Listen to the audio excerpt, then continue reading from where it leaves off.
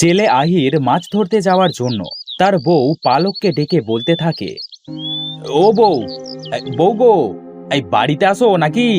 এই আমার জালটা একটু এনে দেবে? কি হলো, কোথায় গেলে? এমন সময় আহির খেয়াল করে তার মেয়ে প্রেমা জাল নিয়ে আসছে। কি রে মা, তুই কষ্ট করে জালটা নিয়ে আসতে গেলি কেন? তোর মা কোথায় গেছে? জানি না বাবা, মা ঘরের ভেতরে এক কোণে বসে কাঁদছে। কেন, তোর মায়ের আবার কি হলো যে ঘরের ভেতরে বসে কাঁদছে? জানি না বাবা, তুমি যেই দেখো কি হয়েছে মায়ের। আমার দিকে ফিরেও তাকাচ্ছে না মা। আমি একটু খেলতে গেলাম বাবা। ঠিক আছে, তুই যা, আমি দেখছি তোর মায়ের আবার কি হলো।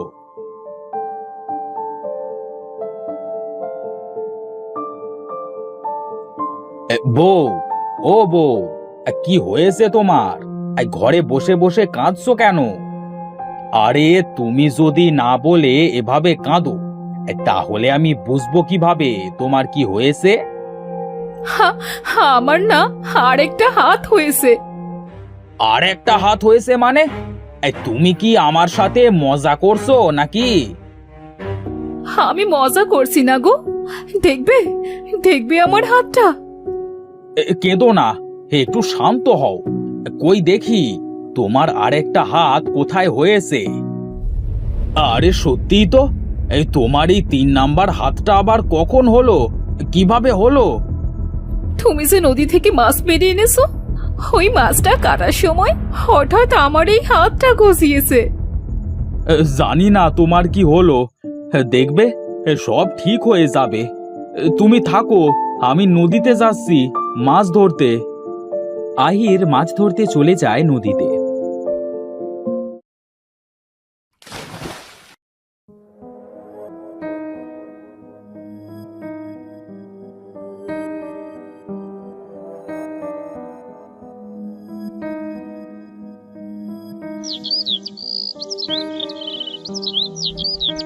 নদীতে যে মাছ ধরে সেই মাছ বিক্রি করে আহির রাতে বাড়িতে আসে। বউ, ও বউ, এই কোথায় গেলে তুমি? আমাকে কিছু খেতে দাও তো, খুব খিদে পেয়েছে। তুমি এসেছো? তোমার এই তৃতীয় হাতটা এখনো ঠিক হয়নি? না, সারিনি। আচ্ছা, তুমি বসো, আমি খাবার নিয়ে আসছি।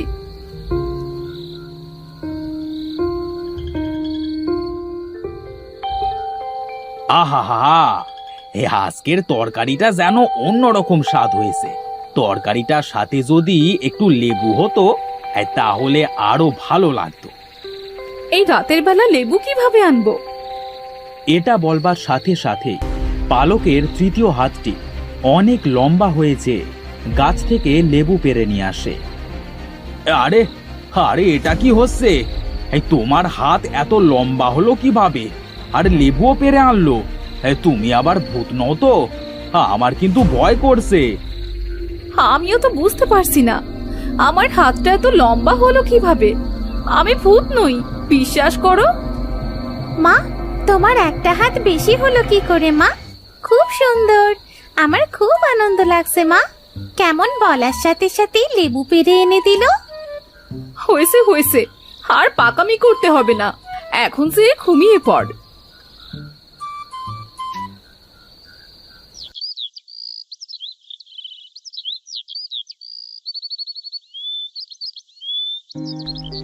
আজ আমার শরীরটা বেশি ভালো লাগছে না, একটা কাজ করতেও ইচ্ছে করছে না। আমার কাজগুলো যদি কেউ করে দিত।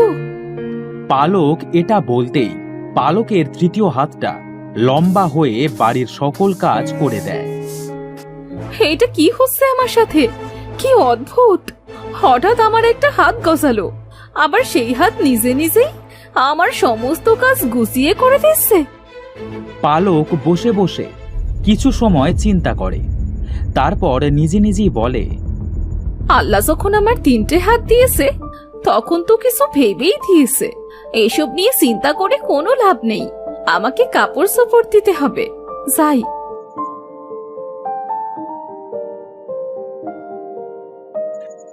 পালক অনেকগুলো কাপড় বের করে নিয়ে আসে। পালকের অতিরিক্ত হাতটা মিনিটের ভেতরেই কাপড়গুলো ধুয়ে দেয়। যাক, আমার কোনো কিছু করতে কষ্ট হচ্ছে না, বেশ ভালোই হলো।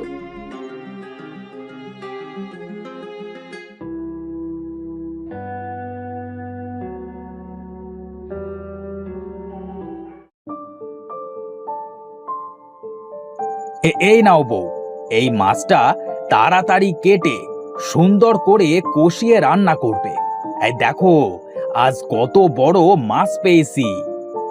ঠিক আছে, আমি সুন্দর করে রান্না করে দিচ্ছি। পালক তার তৃতীয় হাতটা লম্বা করে একটা বঁটি নিয়ে আসে আর মাছটা কেটে ফেলে। আরে, এটা কি হলো? এই পলকের ভেতরে তোমার মাছ কাটা শেষ? হ্যাঁ, আমার মাছ কাটা হয়ে গেছে। জানো, আজ সারাদিন আমার সাথে কি কি হয়েছে? এই সব কি ভুতুরে কাণ্ড হচ্ছে রে বাবা? তুমি রান্না করো, আমি গেলাম। আমাকে আবার জাহিদ ডাকছিল। আহির সেখান থেকে চলে যায়। পালক তার তৃতীয় হাতটা দিয়ে মাছটা ধুয়ে তারপর সুন্দর করে রান্না করে। এভাবে কিছুদিন কেটে যায়। একদিন, আমার তো কিছু নারকেল লাগবে, উনি তো বাড়িতেও নেই। কে পেরে দেবে আমায় নারকেল? আমার তৃতীয় হাতের জন্য বাড়ি থেকে বেরও তো হতে পারি না। কি আর করব, আমার তৃতীয় হাত দিয়েই নারকেলটা পেরে নেই, তাছাড়া তো আর কোনো উপায়ও নেই।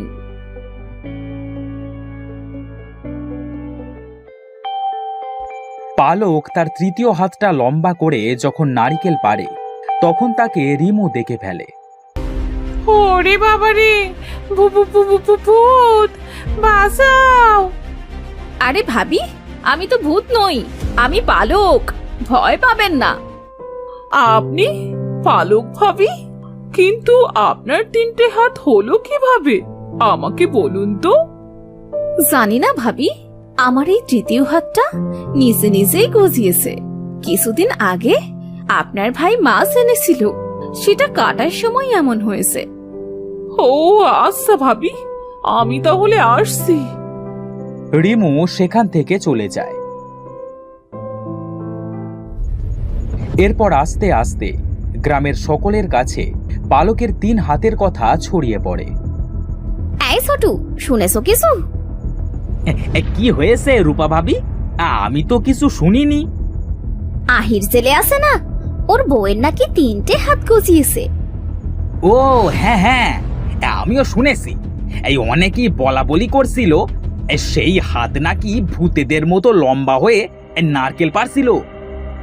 ওমা ওমা, একই ভুতুলে কাণ্ড! চলো আমরা সবাই গিয়ে দেখে আসি। এভাবে অনেকেই পালককে দেখতে চায়। দেখতে যেয়ে নানান রকম প্রশ্ন করেন। কেউ কেউ পালককে দেখে অনেক হাসাহাসিও করে।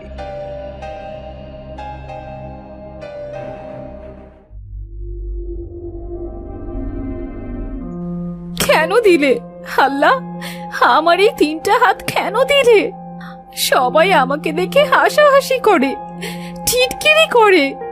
আমার সেই সব কিছু ভালো লাগে না। না, আজ আর একটাও মাছ পেলাম না। কি যে করি। এই বনি বনি দেখ, 3 হাতা বউয়ের বর যাচ্ছে। আহির মাথা নিচু করে সেখান থেকে চলে আসে। এসে দেখে তার বউ কাঁদছে। তুমি কাঁদছো কেন সবার কথা শুনে? এই তোমার জন্য আমাকেও অনেক অপমান সহ্য করতে হয়। আজ তোমার এই হাত আমি আর রাখবো না। এই বলে একটা ছুরি এনে হাতটা কাটতে যায়। আমার হাতটা কেটো না, আমি বাঁচবো না তাহলে। তোমার এই হাতের জন্য সবাই আমাকে দেখে হাসাহাসি করছে। তুমি বুঝতে পারছো না, আমি তোমার এই হাত রাখবই না। আহির হাতটা কাটতে যায়। এমন সময় হাতটা কথা বলে ওঠে। আমাকে কেটো না, আমি তোমাদের সাহায্য করি। আমি তো তোমাদের কোনো ক্ষতি করিনি, তবে কাটছো কেন আমাকে? এ কি? হাতে আবার কিভাবে কথা বলছে? কে তুমি? হাতের কথা বলা দেখে পালক জ্ঞান হারিয়ে ফেলে। আমি হলাম এক ডাইনি। পালক যে মাছটা কেটেছিল, আমি সেই মাছের ভেতরেই বন্দি ছিলাম। পালক মাছটা কাটার পরে আমি ওর হাতের ভেতর দিয়ে ঢুকে গিয়েছি। তাহলে তুমি এবার আমার বউয়ের শরীর থেকে বেরিয়ে এসো। সেটা সম্ভব নয়, কারণ এখনো আমি বন্দি অবস্থায় আছি। আর তুমি যদি আমাকে মুক্ত করতে পারো, তাহলে তোমার বউয়ের 3 হাতটা ঠিক হয়ে যাবে। কি করলে তুমি এই বন্দি থেকে মুক্তি পাবে?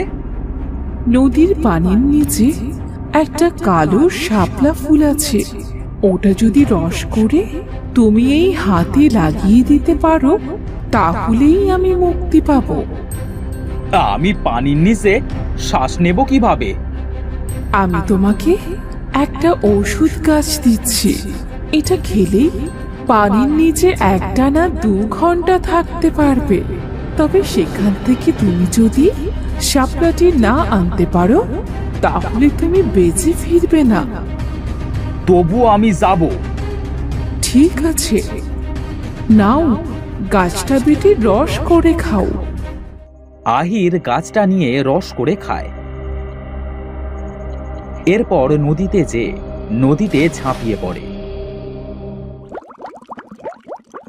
এরপর পানির নিচে অনেক সময় শাপলাটি খোঁজবার পরে বলে, আরে 2 ঘন্টা তো হতে চললো, কিন্তু কালো শাপলা তো কোথাও পেলাম না। এখন কি করি? আর কোথায় খুঁজবো এই শাপলা?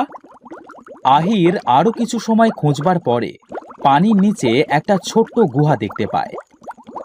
আরে ওই তো একটা গুহা, ওখানে নেই তো শাপলাটা, যে দেখি তো।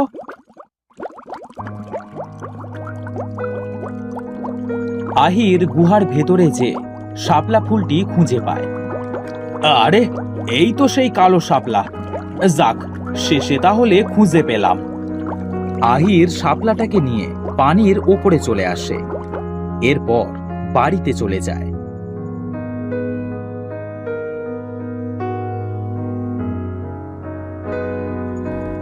পেয়েছো কালো শাপলাটি? যাক, তাহলে এবার আমাকে মুক্ত করো। আহির কালো শাপলাটি বেটে রস করে পালকের 3য় হাতে মাখিয়ে দেয়।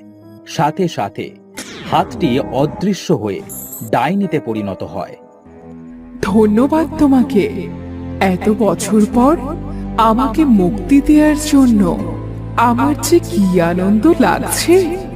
তুমি আমায় মুক্তি দিয়েছো, তাই তোমাকে একটা উপহার দিতে হয়। আশা করি এতে তোমাদের হয়ে যাবে।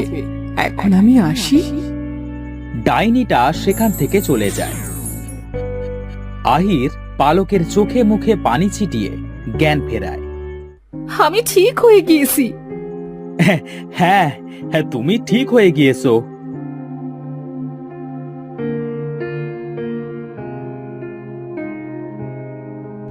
এইসব তুমি কি বলছো? সাক, তাহলে আমাদের এবার থেকে আর না খেয়ে কষ্ট করতে হবে না। আর আমাকে কেউ 3 হাতাও বলবে না।